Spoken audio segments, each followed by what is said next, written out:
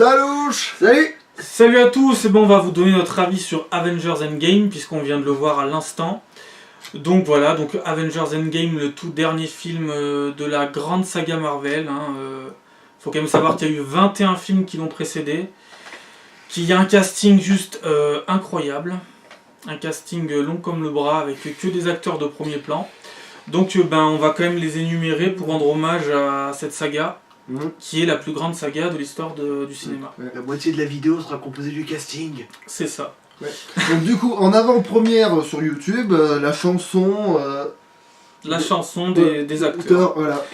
Voilà, c'est ça. Donc, voilà, donc on retrouve donc Robert Downey Jr., Gwyneth Paltrow, Jon Favreau, Don Cheadle, Chris Evans, Anthony Mackie, Sebastian Stan, Hayley Atwell, Robert Redford, Frank Grillo, Scarlett Johansson, Mark Ruffalo, Jeremy Renner, Chris Hemsworth, Brie Larson, Tom Holland, Elizabeth Olsen, Samuel L. Jackson, Natalie Portman,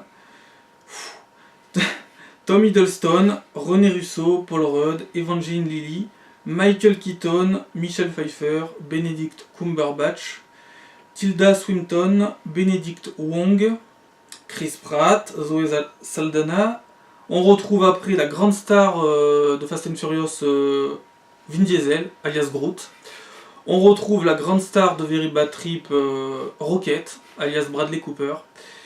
On a aussi donc Dave Bautista, Paul Clementieff, Karen Gillan, Chadwick Boseman, Laetitia White, Winston Duck, Angela Bassett, Josh Brolin, Stan Lee et le plus grand héros de tous les temps, le rat. Donc, il y a aussi le chinois de... Et il y a le chinois de Very Bad Trip qui fait son apparition dans le film. Et donc voilà, on se dit que Thanos, il aurait mieux fait de les éradiquer tous, parce que le casting il est vachement impressionnant.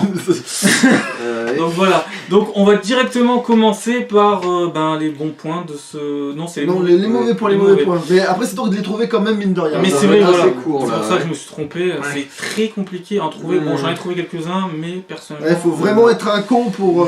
peut-être on peut commencer. Allez, c'est parti, le pinailleur en chef, il démarre. Allez, go. Déjà, le caméo de Stan Lee était pas non plus le meilleur qu'on a eu dans tous les Marvel jusque-là.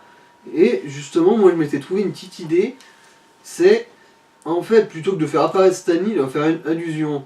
Genre, à un moment, on voit Ant-Man qui cherche sur les stèles où sont notés tous les noms des disparus, et du coup, on aurait pu éventuellement y voir Stan Lee. Je trouve que ça aurait été une super idée, ça. Moi. Et c'est vrai que je suis d'accord avec toi, ça aurait été une très bonne idée. Alors peut-être qu'on l'a pas vu, que ça y était vraiment. Ah, c'est possible, ça, mais bon... Mais c'est vrai que ça aurait été... j'ai pas vu. Après. Ça aurait été beau, alors peut-être que certaines personnes l'auraient mal compris, ils auraient dit ouais pourquoi c'est dans les victimes de Thanos qu'on met Stan Lee. Ça aurait été un nom. Dans les disparus, et vu qu'il est mort, techniquement on peut aussi dire disparu. Ouais, dans les disparus. Ouais. Donc oui, c'est vrai que c'est une très bonne idée, et peut-être qu'elle y est et qu'on n'a pas fait gaffe. Voilà. Ensuite, il y a un petit truc qui m'a déçu, c'est... Bon là évidemment ça va spoiler un petit peu. À la fin du film, le Captain America, il retourne dans le passé pour aller remettre les pierres de l'infini dans leur espace-temps et aussi ramener le marteau de Thor. Et j'aurais aimé voir des scènes, genre Captain America qui se ramène chez Thor et il dit « tire la trappe !» ou encore qui prend l'éther et qui le réinjecte dans le cul de... Attends, c'est qui déjà ? Jane Foster. Ouais, voilà. Nathalie Portman. Ouais, voilà. Nathalie Portman, mais c'est... Genre, salut Jane Foster. Voilà, dans ton cul. Allez, on y retourne. Moi, ça m'aurait bien fait marrer, ça. Du coup, c'est pas non plus un défaut, c'est plus un truc que j'aurais aimé voir et du coup, je trouve ça un petit peu dommage. Et ensuite, le seul truc qui m'a un tout petit peu dérangé, c'est l'instant Girl Power. Pas que je sois contre un instant Girl Power, c'est juste que là, je le trouvais un petit peu trop forcé. Il y a un peu du forcing dessus, je trouvais. En ce qui me concerne, c'est à peu près aussi lourd que si dans Black Panther, à un moment, il y avait un gros texte qui affichait « L'Afrique c'est bien !»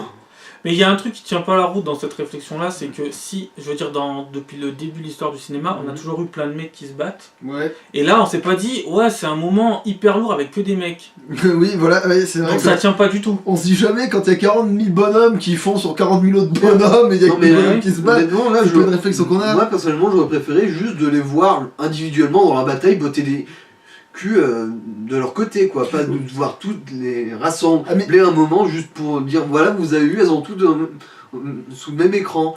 Mais grand bien de face pour toi d'être un esprit ouvert, mais c'est pas le cas de tout le monde malheureusement. Et c'est pour ça que ça existe ce genre de scène, tu vois. Malheureusement c'est pour ça. Et ça fait plaisir que dans les films on progresse sur ce point-là, et moi j'ai rien contre, au contraire.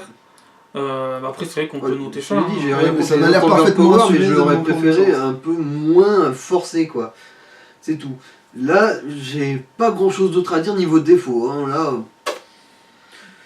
dans les connais, c'est déjà un miracle que j'ai réussi à parler de 3 choses différentes.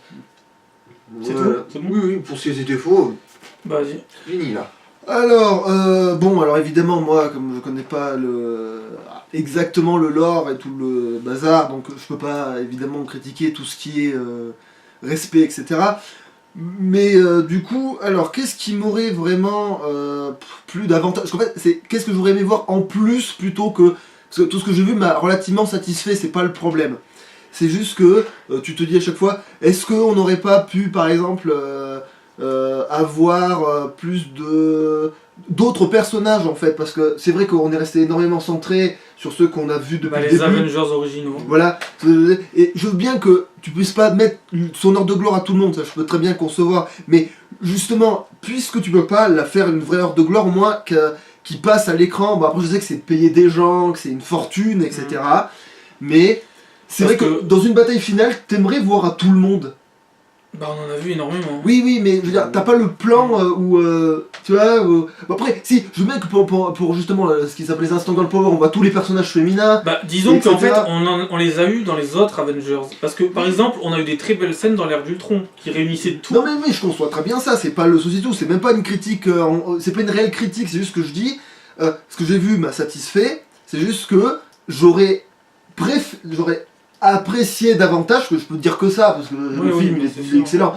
Donc qu'est-ce que tu veux que je dise d'autre? Et que j'aurais apprécié davantage, certains autres personnages apparaissent, même si c'est presque juste pour faire une sorte de coucou caméra, tu vois. Ah oui, non mais oui. Après je te comprends là-dessus, parce que moi j'ai dit que j'aurais vraiment adoré voir à la fin du film Liv Tyler, l'actrice qui jouait Arwen dans Le Seigneur des Anneaux, et qui interprétait Betty Ross, la copine de Mark Ruffalo. Hein. Ouais, parce que par exemple aussi, il y a si c'est Carter, mais c'est pas la même Carter, c'est la Carter.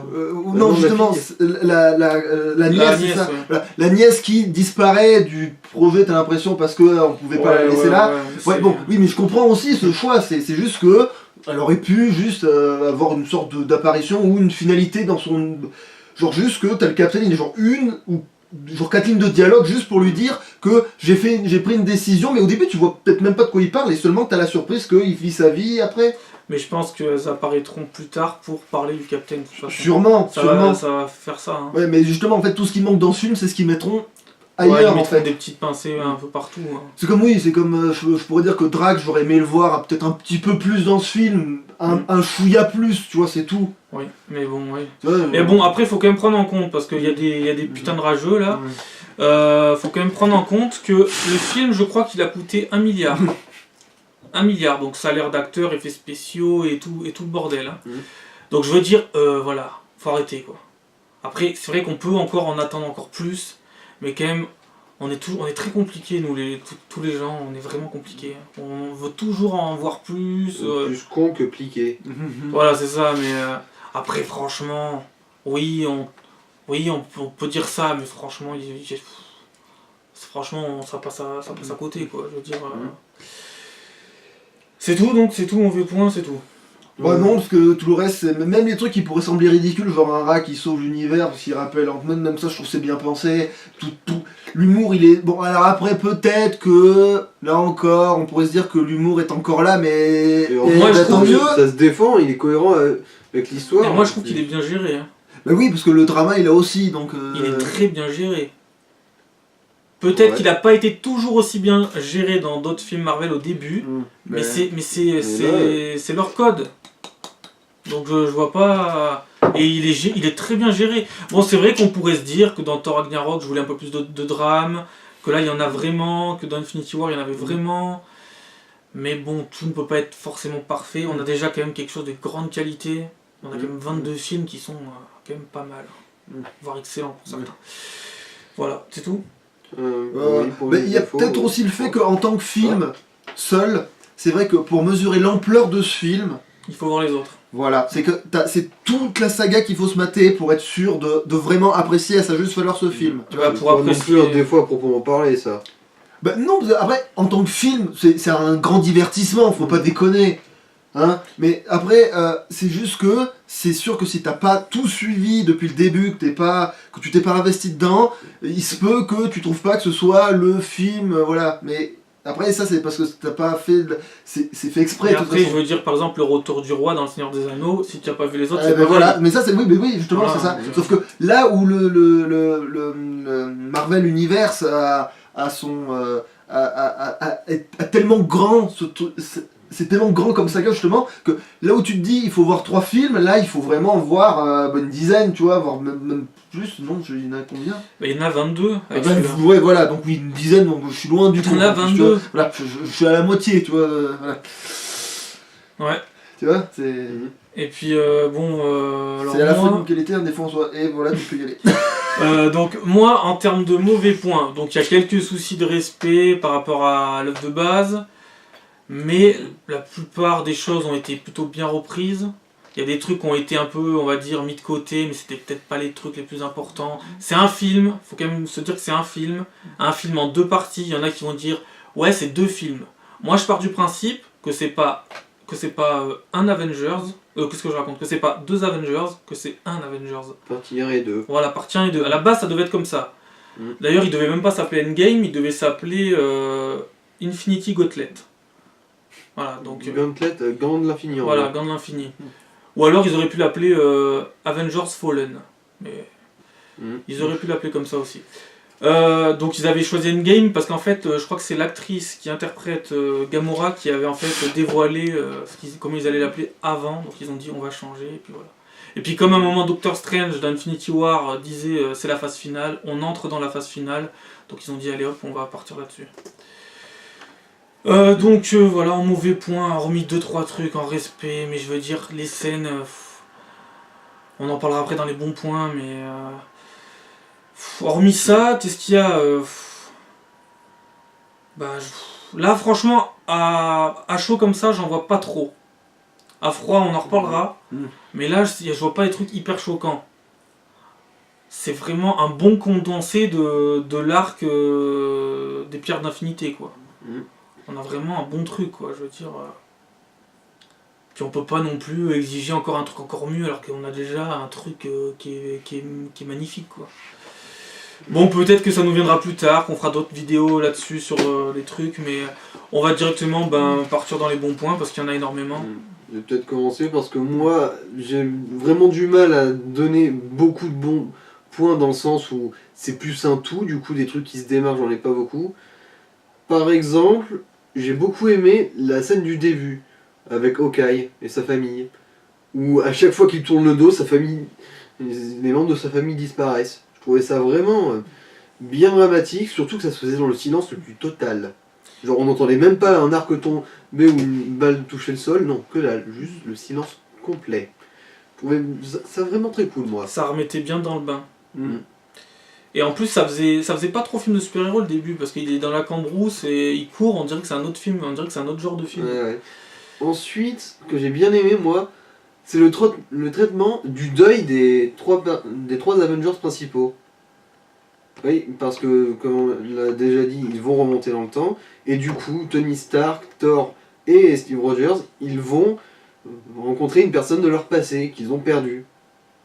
Et ils feront le deuil justement des personnes qu'ils ont connues récemment et qu'ils ont perdu avec Thanos, à travers leurs membres de leur famille, genre Tony Stark c'est son père, Steve Rogers c'est l'agent Carter, Thor c'est sa mère, et ça j'ai vraiment trouvé ça vraiment très cool, j'ai vraiment aimé. Des personnages qu'ils ont soit connus avant, soit quasiment pas connus, parce que Tony Stark n'a quasiment pas connu son père en fait. Oui, mais justement ils ont tous un deuil différent à gérer.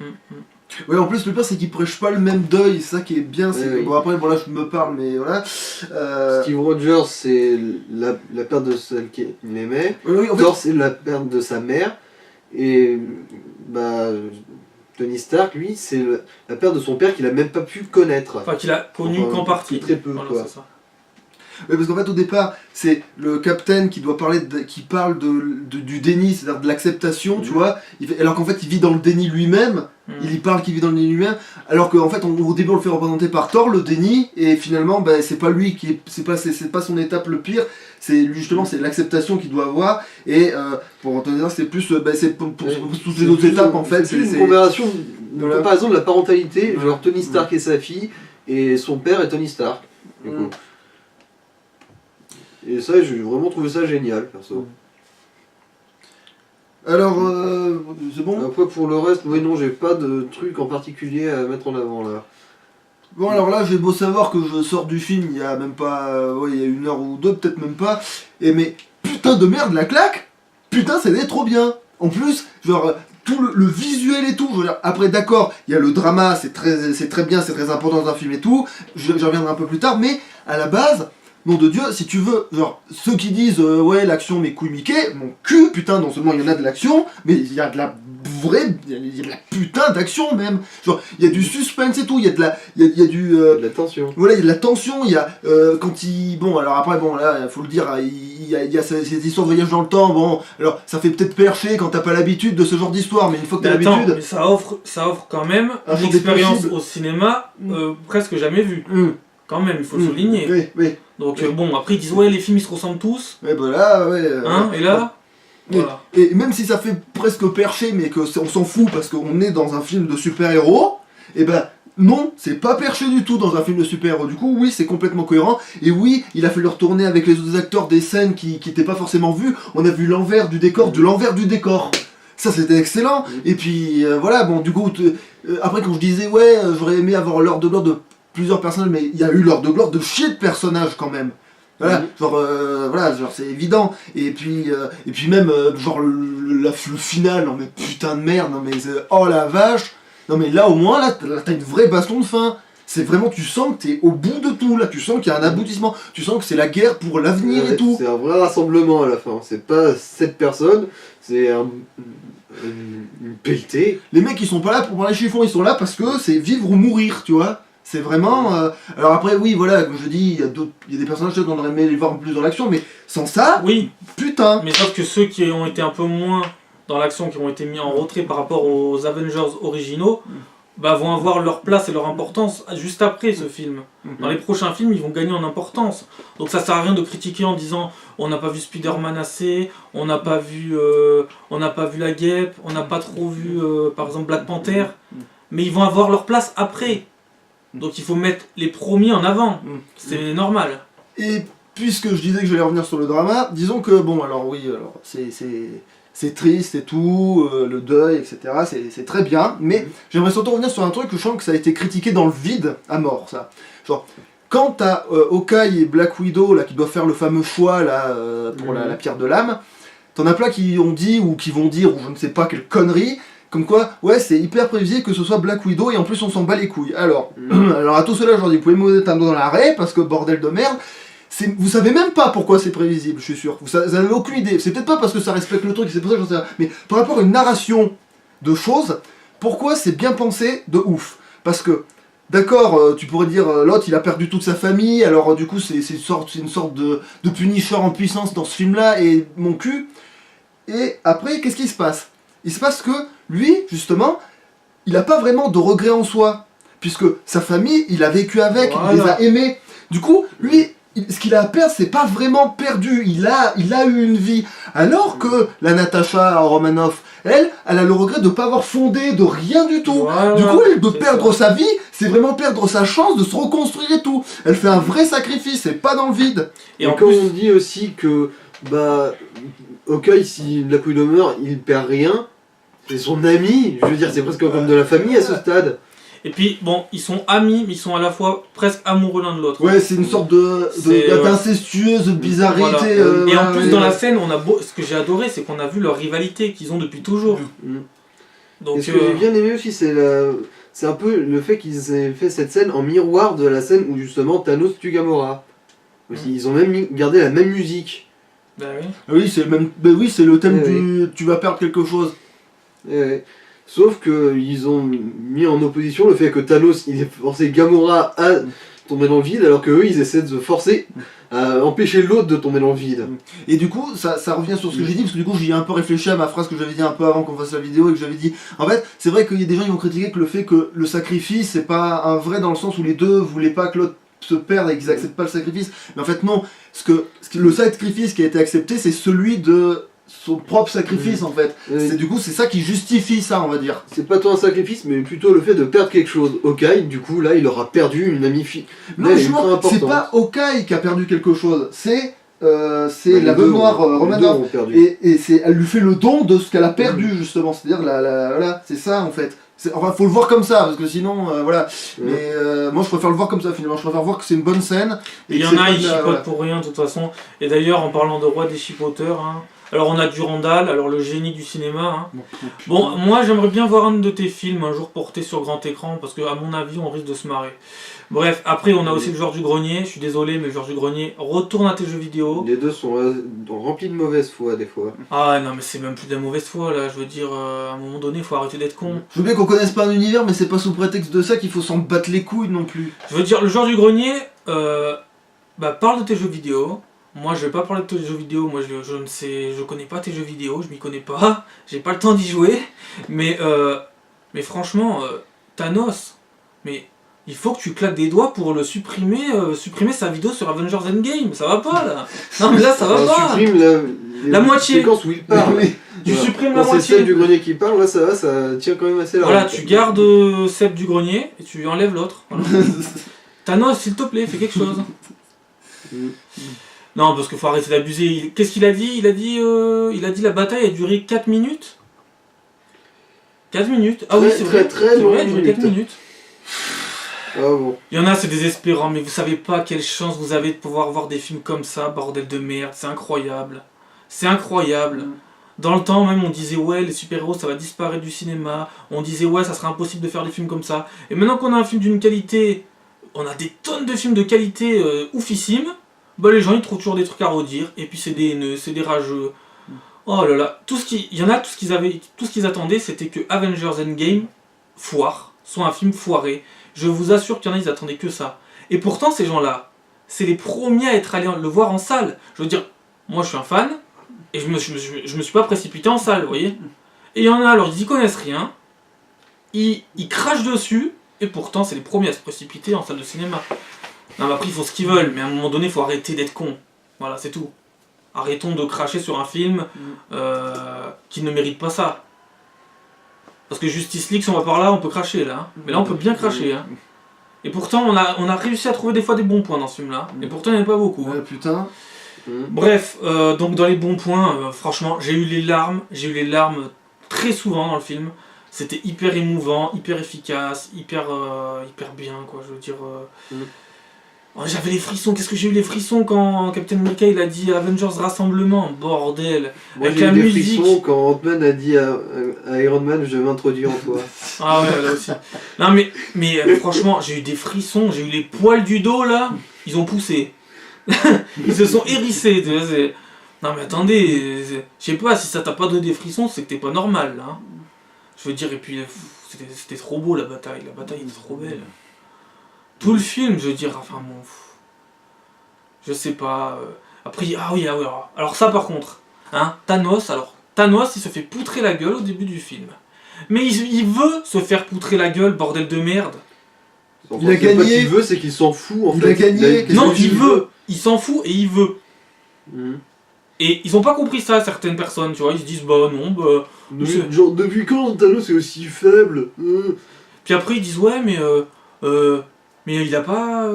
les combats avec les Avengers originaux, ils étaient pas incroyables, ils étaient pas longs. Putain de merde. Il gagnait pas, en plus il était... C'est vrai que Thanos il était faible hein, dans le film. Hein.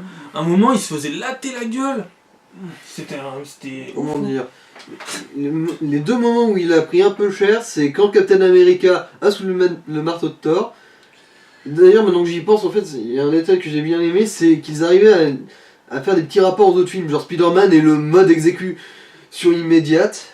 Mais oui, parce qu'ils ont rien loupé en plus, ça qui est dingue, c'est qu'il n'y a pas de fausse note pour revenir au moment où il prend cher, Il y a quand Captain America prend le marteau de Thor pour le coutrer, et il y a aussi un peu quand la sorcière rouge l'attaque. Mais c'est pour montrer que ces personnages ils savent se battre aussi, mais c'est le Captain, il a son moment de genre c'est bon, je prouve que je peux soulever le marteau parce que je suis digne, machin, et du coup évidemment que là il a son petit instant de surprise Thanos et que du coup il se prend papa, et après bon, et après il a rechoppe le Captain et bam hein, quand même. Et oui, non mais j'ai dit qu'il a pris un peu cher, j'ai pas dit qu'il se faisait dominer. Et puis il y en a ils vont dire ouais mais on l'a pas assez vu avec les pierres d'infinité dans la suite. Mais bordel de merde, s'il avait les pierres d'infinité tout le long du film, ce serait même plus un film là. Ça s'appelle Avenger Infinity Gauntlet.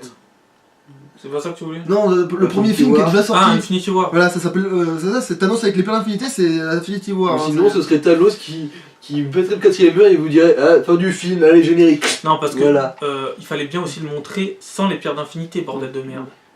Mais bon, les gens ils vont dire ouais non mais non, on voulait voir les pierres d'infinité encore. Bah, vous avez rien compris, voilà, c'est tout. C'est tout. Bon bah voilà, les acteurs sont excellents comme d'hab, ils sont tous bons. Il n'y en a pas un qui est mauvais, mais ça on le savait déjà. Tous les acteurs sont revenus, tous les acteurs qui avaient joué dans des films qui étaient plus anciens sont tous revenus. Et ça il faut le souligner parce que de l'autre côté, et j'ai rien contre DC Comics, j'aimerais qu'ils réussissent eux aussi leur projet, mais il faut dire que c'est foiré pour certaines choses. Je veux dire, c'est vrai qu'au début Marvel a eu du mal au début. Il y a eu le remplacement pour War Machine. Et c'était au tout début, donc ils pouvaient encore se le permettre. Je vais pas faire le mec qui est pas lucide, mais ils pouvaient se le permettre, c'était le début du projet. Donc c'était pas trop tard. Et encore c'était un peu dommage quand même. C'était dommage, oui ça c'est sûr. Mais ils ont remplacé par un très bon acteur aussi. Et au final ça a fait très bien le travail. Mais je veux dire, c'était le début du projet, c'est pas comme si tu cassais tout en plein milieu. Donc voilà, et là on a tous les acteurs qui sont revenus. Je veux dire, il n'y a pas eu un remplacement d'acteur. Je veux dire, il n'y a pas eu de fausses notes. Je veux dire, la durée du film, parlons-en, 3 heures. 3 heures, les autres films duraient, je crois, 2h20, 2h30, 2h35. Et c'est pas 3 heures, genre c'est interminable, non, c'est 3 heures que tu vas bien. Voilà quoi. Ça va, on nous a donné du rap quoi. On ne va pas retirer. Et puis, qu'est-ce qu'il y aurait d'autre à rajouter je sais pas, qu'est-ce qui me viendrait lier. Ah oui, ouais, non, bah non, ça c'est dans les mauvais points, et donc ça on en parlera une autre fois. Dans les bons points, et ben... En fait, vu que la qualité c'est plus ou moins tout dans ce film... Ah oui, quand même, les rajeunissements et les vieillissements, c'est très bien fait. Il y en a encore qui vont dire ouais, c'est mal fait, faut arrêter les conneries. Technique, faut arrêter 2 secondes. Stop là, stop. C'est incroyable même, je veux dire... Et maintenant, ben... On est triste. On est triste parce que c'est une page qui se tourne. Ouais. C'est une page qui se tourne et j'aurais aimé quand même, c'est vrai, bon là je vais dire ça dans les bons points, mais j'aurais aimé peut-être encore qu'ils mettent un petit coup avec un hommage à Stan Lee dans l'apparition du logo Marvel. Peut-être que j'en demande trop, peut-être que ça serve à rien, je sais pas, mais j'aurais aimé. Et ensuite pour finir,